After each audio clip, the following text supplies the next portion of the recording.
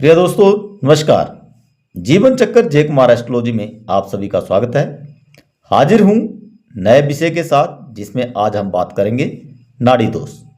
प्रिय दोस्तों, जब भी हम कुंडली में विवाह मिलान करते हैं तो उसमें नाड़ी के अंक लगते हैं 8, जो कि सबसे ज़्यादा अंक होते हैं। और नाड़ी दोष जो है तो कुंडली में विवाह मिलान के लिए बहुत बड़ा दोष माना जाता है। तो आज हम इसी विषय के ऊपर बात करेंगे कि नाड़ी दोष कैसे बनता है, नाड़ी दोष होने पर क्या दिक्कत आती है। और यहाँ पे मैंने कुछ पॉइंट्स दिए हैं, जैसे कि मैं हर एक वीडियो में पॉइंट्स देता हूँ और उनको स्टेप वाइज जो है तो क्लियर करता हूँ। तो प्रिय दोस्तों, नाड़ी दोष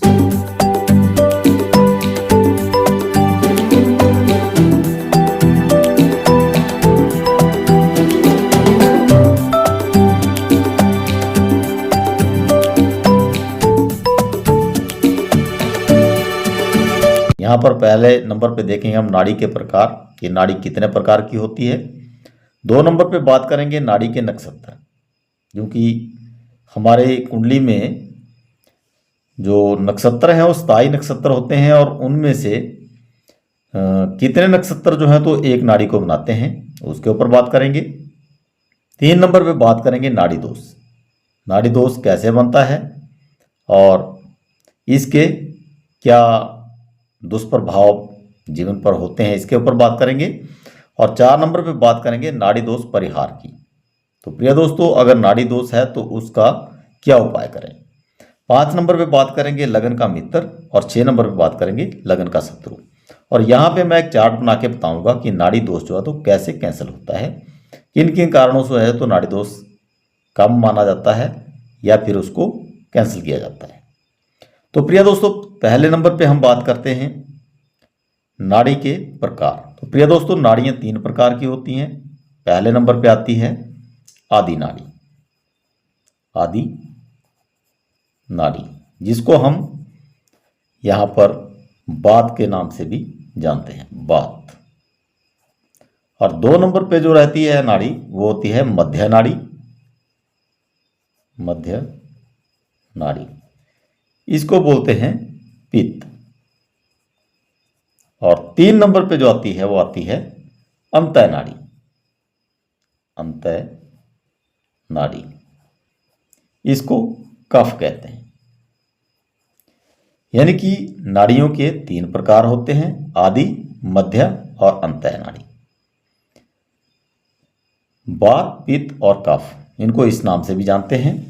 तो प्रिय दोस्तों, नाड़ी से जो है तो हम लाइफ में कैसे देखते हैं कि नाड़ी का क्या प्रभाव मानव जीवन पर होता है, तो इसके ऊपर मैं पहले वीडियो बना चुका हूं। आप वहां से उस वीडियो को ज़रूर देखें, क्योंकि अगर एक वीडियो में मैं सारा टॉपिक कवर करता हूं तो वीडियो बहुत लंबी हो जाती है। तो वहां से आप नाड़ी जो मैंने वीडियो बनाई है नाड़ी के ऊपर, वहां से आप उसको एक बार जरूर देख लें। आगे बात करेंगे हम 2 नंबर पे नाड़ी के नक्षत्र। तो प्रिय दोस्तों, नक्षत्र जो हैं तो वो होते हैं 27 और 9 नक्षत्र जो हैं तो एक नाड़ी को बनाते हैं। 9 नक्षत्र पहले चरण के ये बनाते हैं आदि नाड़ी को, यानी कि 9 तक। और जो 2 नंबर पे आता है हमारा वो 10 से लेके 18 तक के जो नक्षत्र हैं वो बनाते हैं मध्य नाड़ी को। और 3 नंबर पे 19 से लेके 27 तक के जो नक्षत्र हैं वो बनाते हैं अंतः नाड़ी को। तो प्रिय दोस्तों, यहाँ पे आपने देखा कि नक्षत्रों से हम नाड़ी का कैसे पता लगाते हैं। जो पहले के 1 से 9 तक के नक्षत्र हैं उनसे बनते हैं यहाँ पे पहला आदि नाड़ी, और 10 से 18 तक के नक्षत्र हैं वो मध्य नाड़ी में आते हैं, और 19 से 27 तक के नक्षत्र हैं वो आते हैं अंतः नाड़ी में। तो प्रिय दोस्तों, नाड़ी दोष जो है तो जब भी हम कुंडली में विवाह मिलान करते हैं तो बर और बधू, यानी कि बर और बधू दोनों की नाड़ियां अलग अलग होनी चाहिए, नाड़ी अलग अलग होनी चाहिए।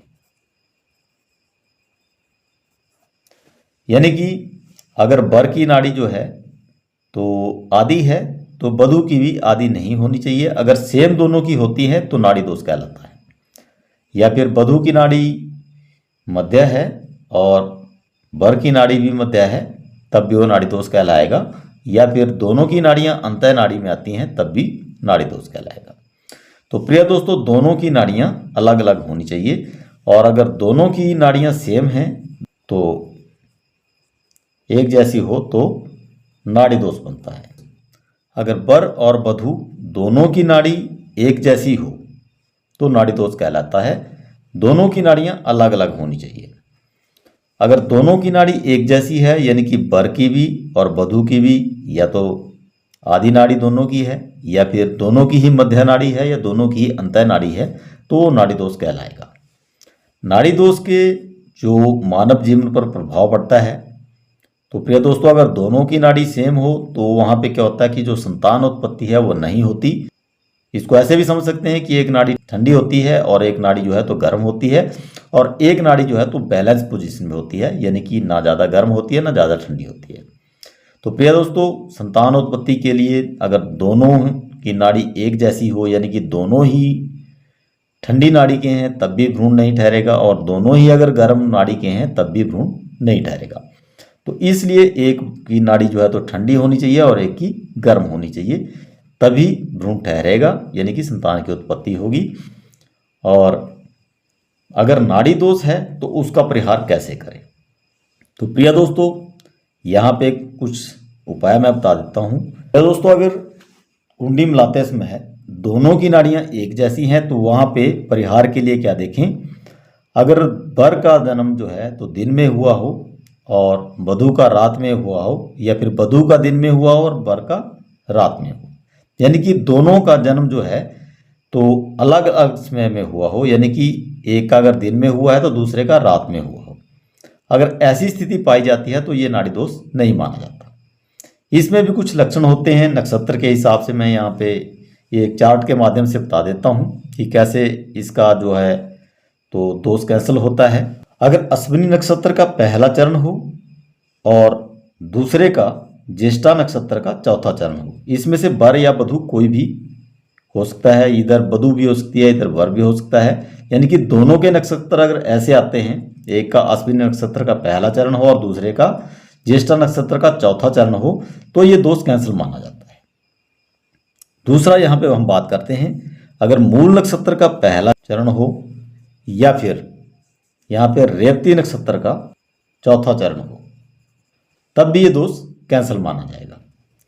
या फिर 3 नंबर पे हम बात कर लेते हैं मघा नक्षत्र। मघा नक्षत्र का पहला चरण या फिर अश्लेषा नक्षत्र का चौथा चरण हो, तब भी ये दोष कैंसिल माना जाएगा। अगर मघा नक्षत्र का पहला चरण और अश्लेषा नक्षत्र का चौथा चरण हो, तब भी ये दोष जो है तो काफ़ी हद तक कम माना जाता है, यानी कि कैंसिल ही इसको माना जाता है, तब भी ये दोष नहीं माना जाता। 4 नंबर पे हम बात कर लेते हैं यहाँ पे 1, 2, 3 और 4। 4 नंबर पे हम बात करेंगे मूल नक्षत्र का अगर पहला चरण हो या फिर यहाँ पे ज्येष्ठा नक्षत्र का चौथा चरण हो। तो प्रिय दोस्तों, यहाँ पे मैंने एक चार्ट बनाया है। नंबर 1 पे अश्विनी नक्षत्र का अगर पहला चरण हो और ज्येष्ठा नक्षत्र का चौथा चरण हो, यानी कि बर या बधू दोनों में से इस टाइप से अगर नक्षत्र पाए जाते हैं तो ये दोष कैंसिल माना जाएगा। अगर अश्विनी नक्षत्र का पहला चरण हो और ज्येष्ठा नक्षत्र का चौथा चरण हो तो ये दोष कैंसिल माना जाता है। या फिर मूल नक्षत्र का पहला चरण हो या रेवती नक्षत्र का चौथा चरण हो, तो भी ये दोष जो है तो कैंसिल माना जाएगा। और मघा नक्षत्र का पहला चरण हो, अश्लेषा नक्षत्र का चौथा चरण हो, बर या बधू दोनों में से किसी का भी, यानी कि इस टाइप से अगर नक्षत्र पाए जाते हैं तो ये दोष कैंसिल माना जाएगा। 4 नंबर पे मूल नक्षत्र का पहला चरण हो या फिर ज्येष्ठ नक्षत्र का चौथा चरण हो, तब भी ये दोष कैंसिल माना जाएगा। तो प्रिय दोस्तों, यहाँ पे नाड़ी दोष का परिहार कैसे किया जाएगा इसके बारे में मैं एक चार्ट के माध्यम से बताया है, तो आप इसके ध्यान से देखें। और अगर इस टाइप से अगर कुंडली में पाया जाता है तो उसको नाड़ी दोष कैंसिल माना जाएगा।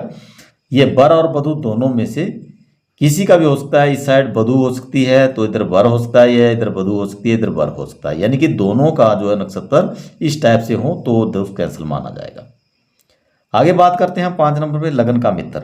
अगर इन नक्षत्रों में से अगर लगन का कोई मित्र है तो ऐसी स्थिति में क्या कराएं आप, लगन का यह नक्षत्र मित्र हो तो पूजा करवाएं, क्योंकि तब ये दोष जो है तो काफ़ी हद तक कम माना जाता है। अगर इस चार्ट के अकॉर्डिंग नक्षत्र पाए जाते हैं दोनों के, और एक का जन्म दिन में और दूसरे का रात में हुआ हो, तो काफ़ी हद तक जो है तो ये दोष कैंसिल माना जाता है। और अगर 5 नंबर पे हम बात करते हैं यहाँ पर लगन का मित्र, अगर यह नक्षत्र लगन का मित्र है तो ऐसे में उस नक्षत्र की पूजा करवाएं। और अगर लगन का शत्रु है तो क्या करें आप, अगर लगन का शत्रु है तो दान करवाएं।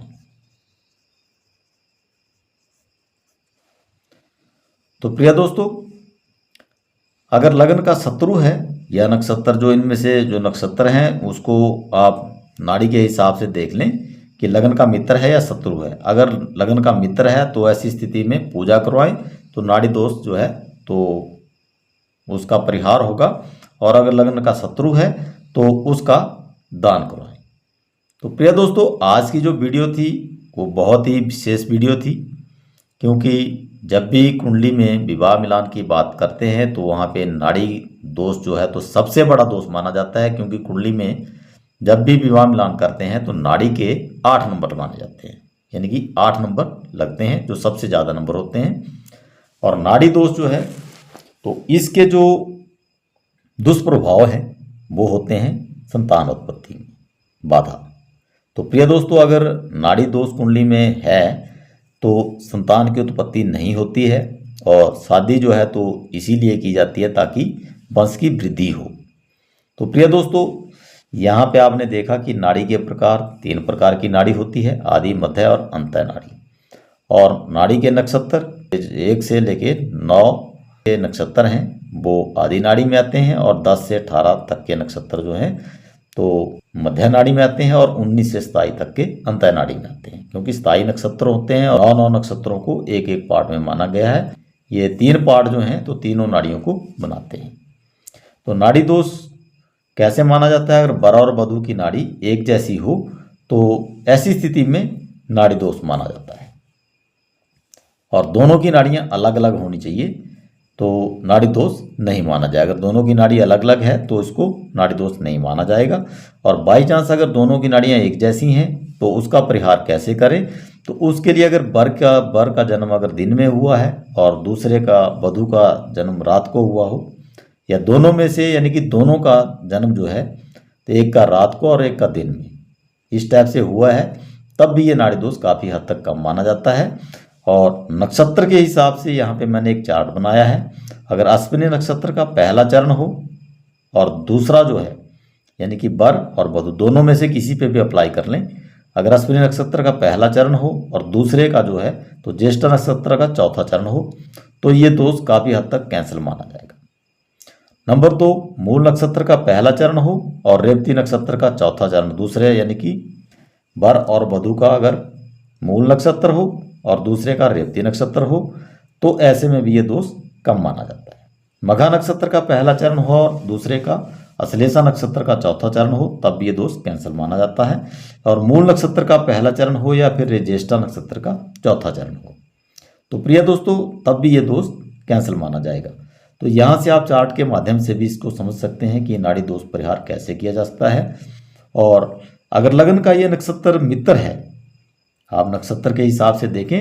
नक्षत्र के ऊपर वैसे मैं अलग से वीडियो बना के दूंगा, उससे आप बिल्कुल इजी तरीके से समझ जाएंगे कि नक्षत्र हैं वो कितने प्रकार के होते हैं और कैसे इनका स्वभाव होता है और कौन कौन से नक्षत्र जो हैं तो कौन से ग्रह के अधीन आते हैं, इसके ऊपर मैं अलग से वीडियो दूंगा।